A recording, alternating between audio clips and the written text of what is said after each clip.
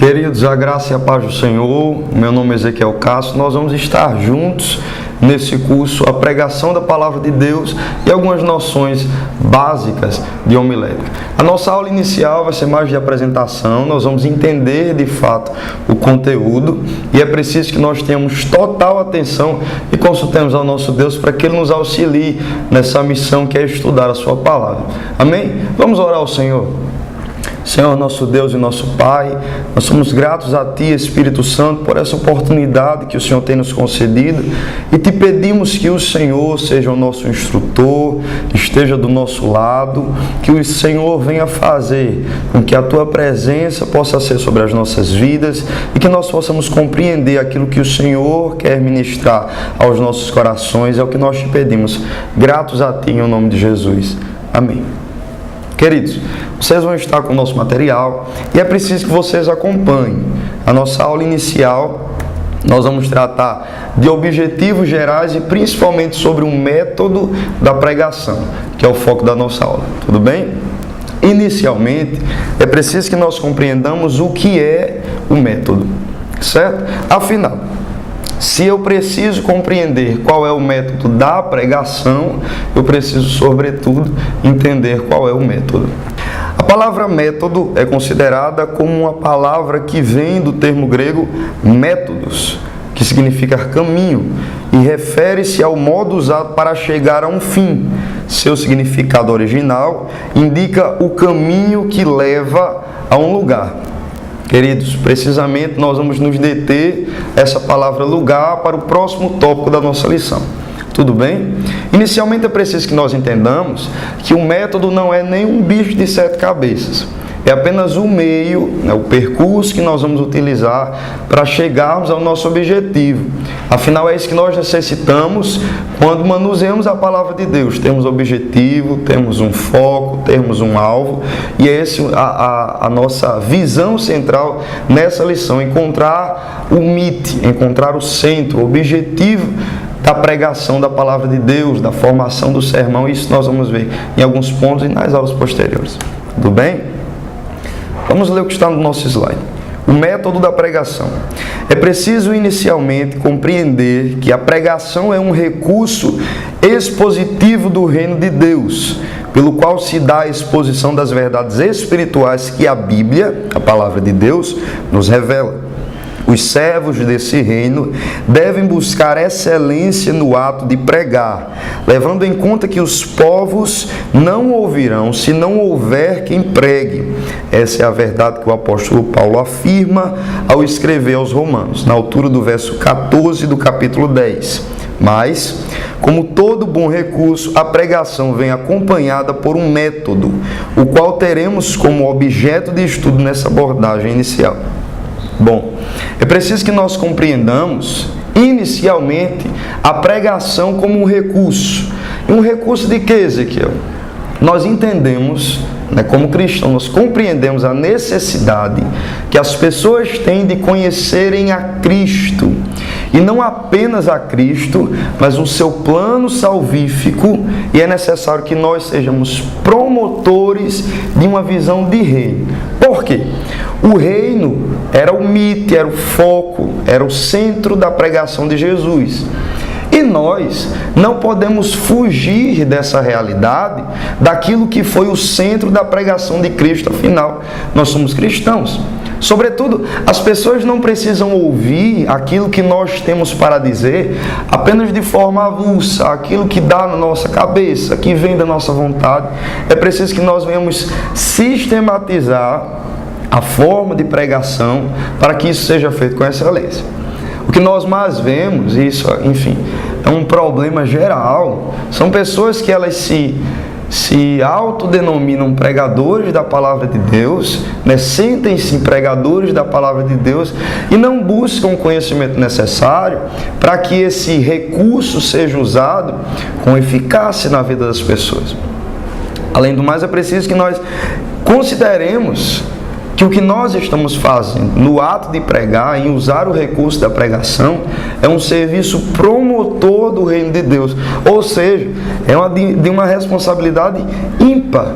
E é necessário que isso seja feito com seriedade, Por isso, nós precisamos reconhecer o nosso papel no reino de Deus quanto promotores desse reino, quanto veículos dessa palavra e como pessoas de fato bem instruídas para manusear as ferramentas que o Senhor tem posto em nossas mãos. Tudo bem?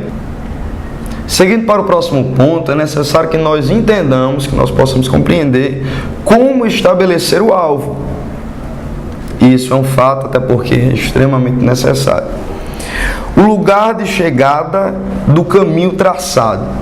Essa é a visão que nós temos de alvo. Imagine só. Se você tem a predisposição para viajar, se você planeja uma viagem, você geralmente, ou melhor, em toda a situação, você vai planejar o lugar de chegada, o destino daquela sua viagem.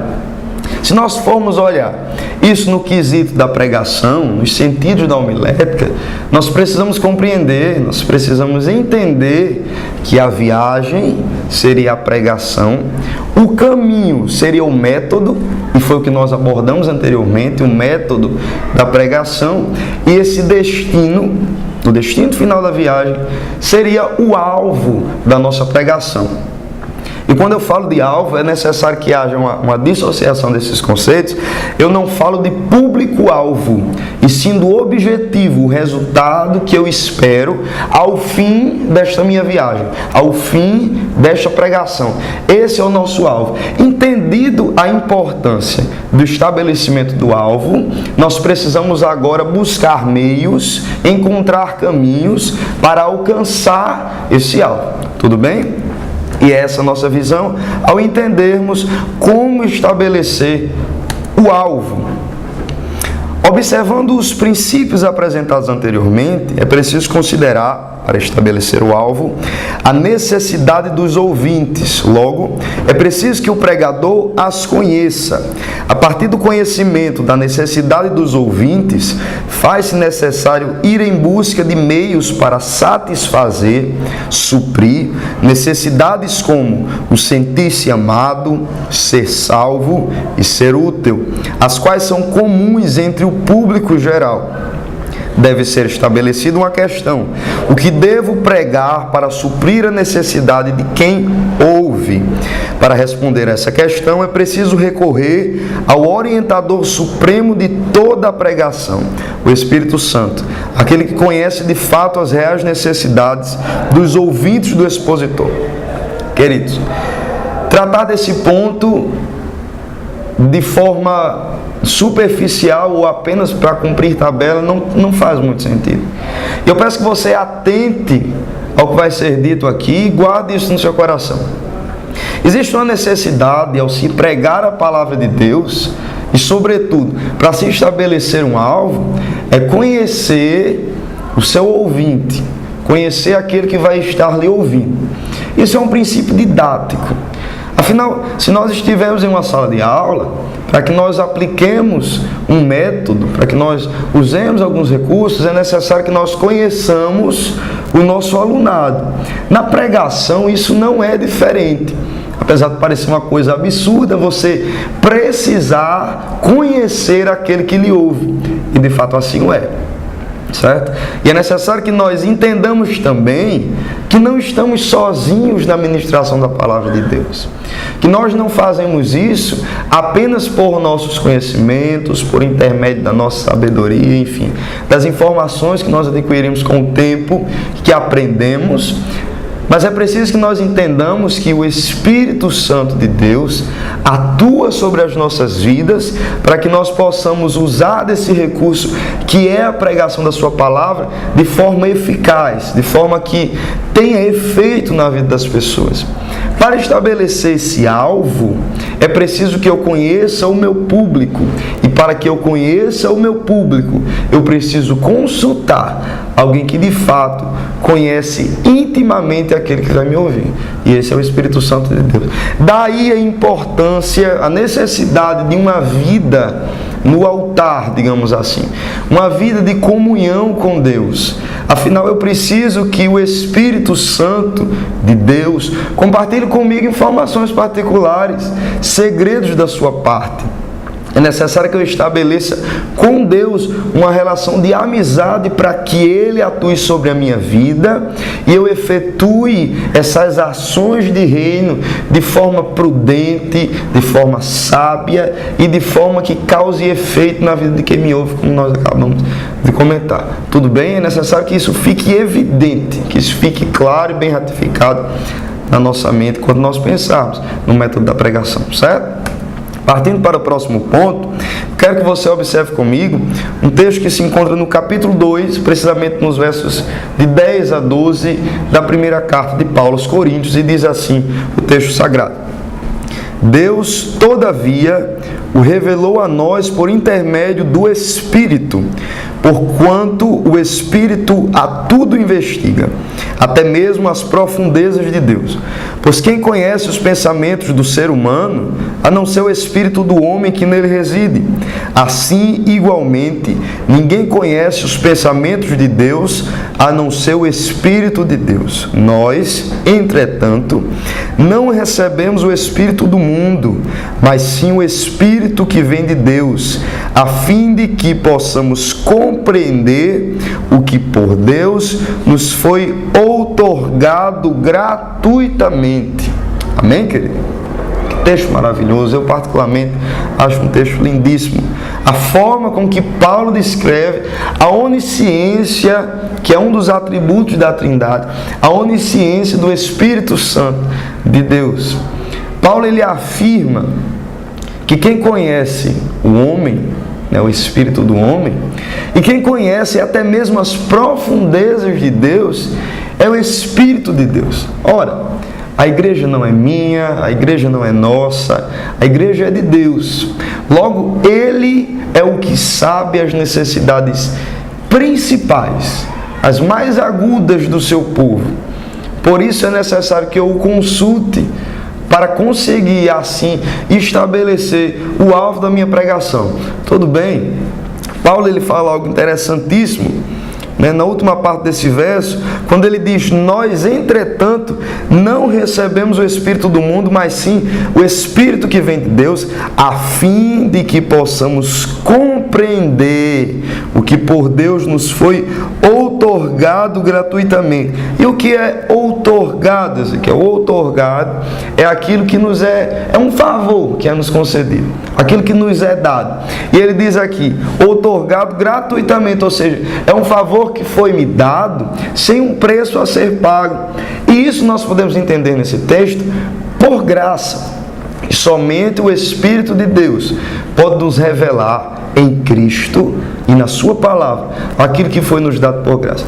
Quando essa verdade me é revelada, eu tenho propriedade para ministrar, para falar, para transmitir esta verdade, que é a verdade da palavra de Deus, que é o próprio Deus falando conosco. E é necessário que nós entendamos isso e aceitemos isso como uma verdade em nossas vidas. A importância de ter uma relação íntima com o Espírito Santo para a eficiência da pregação da palavra de Deus e do uso desse recurso primordial que está em nossas mãos. Tudo bem? Vamos passar para o próximo ponto. Vejamos o fluxograma. Eu peço que você acompanhe no slide. Nós temos aí 3 blocos para que nós possamos sistematizar essa ideia que nós comentamos, certo? Nesse primeiro grupo nós temos alvo, necessidade e dúvida. No segundo grupo nós temos oração e Bíblia de forma entrelaçada. E no último ponto nós temos as respostas.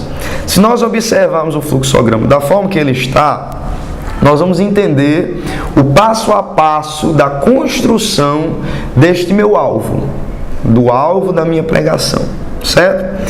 No grupo inicial, nós percebemos a necessidade de se ter um alvo. Quando eu tenho alvo, com ele surgem necessidades. E que necessidades são essas? A necessidade que eu enxergo para alcançar este alvo. Quando eu encontro as necessidades de alcançar o alvo, me surgem dúvidas. Uma coisa interessante para quem gosta de estudar e para quem gosta de estudar a palavra de Deus é ter questionamentos, é ter dúvidas, é ter o que se descobrir, pois isso vai nos gerar curiosidade para entender, para aprender de Deus, para compreender a sua palavra. Tido esse bloco inicial de alvo, necessidade e dúvidas, é necessário que eu busque meios para suprir estas minhas necessidades, o suprimento das minhas dúvidas. Aí eu vou recorrer em oração ao Espírito Santo de Deus, atrelado com a leitura da palavra, com a busca pelo conhecimento. Geralmente, querido, quando você ora ao Senhor, quando você busca a Deus, apresentando ao Senhor o seu público-alvo, geralmente, na maioria dos casos, o Espírito Santo vai se responsabilizar em pôr em seu coração um texto em específico, em frisar uma ideia na sua mente, para que assim você o aborde. E aí você vai descobrir que tem chegado ao seu alvo. É esse o mito da sua mensagem, o centro da sua pregação. Essa é a palavra que alimenta e que supre a fome, a necessidade do seu público, daquele que vai lhe ouvir.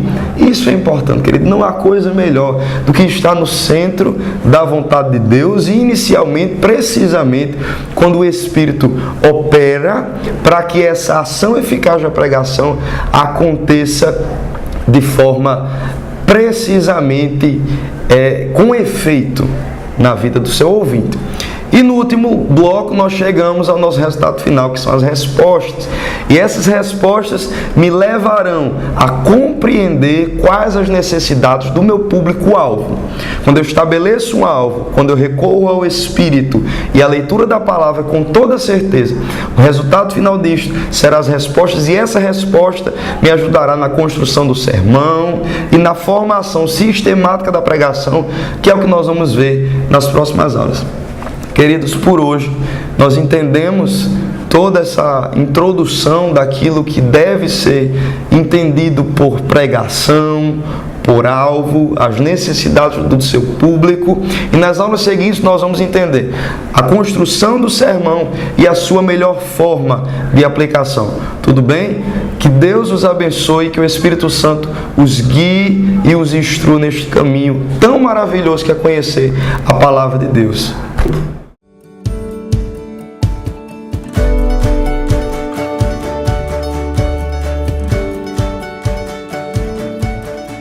Don't